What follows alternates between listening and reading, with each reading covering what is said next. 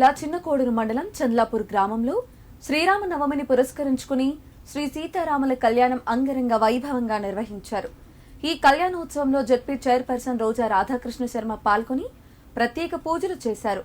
ఈ సందర్భంగా వారు మాట్లాడుతూ మాజీ మంత్రి సిద్దిపేట ఎమ్మెల్యే హరీష్ రావు సహకారంతో దేవాలయం దినదినం అభివృద్ధి చెందుతున్నట్లు తెలిపారు.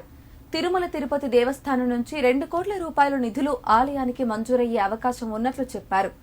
రాష్ట్ర ప్రజలందరూ ఆయురారోగ్యాలతో సుఖ సంతోషాలతో ఉండాలని సీతారాములను వేడుకున్నట్లు తెలిపారు.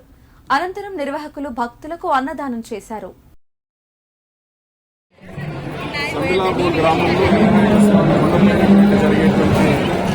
శ్రీరామ కళ్యాణోత్సవం ఈరోజు శ్రీరామనవమి సందర్భంగా అత్యంత వైభవపేతంగా నిర్వహించుకోవడం జరిగింది.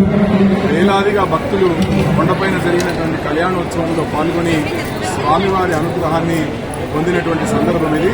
ముఖ్యంగా ఈ సందర్భంగా నేను మాజీ మంత్రి హరీష్ రావు గారికి ప్రత్యేకంగా గ్రామస్తుల తరఫున ధన్యవాదాలు తెలియజేస్తా ఉన్నాను.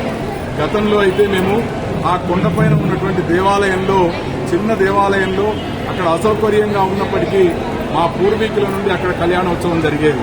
మరి గౌరవ హరీష్ రావు గారి యొక్క సహకారం వల్ల కొండపైన ఒక మంచి కళ్యాణ మండపాన్ని నిర్మించుకొని ఈరోజు వేలాది మంది భక్తులు ఇక్కడ కూర్చొని కళ్యాణం చేసుకునే విధంగా ఇక్కడ ఏర్పాట్లు చేసుకోవడానికి హరీష్ రావు గారు సహకరించినారు. వారికి మా గ్రామస్తుల పక్షాన ప్రత్యేకంగా ధన్యవాదాలు తెలియజేస్తా ఉన్నాను.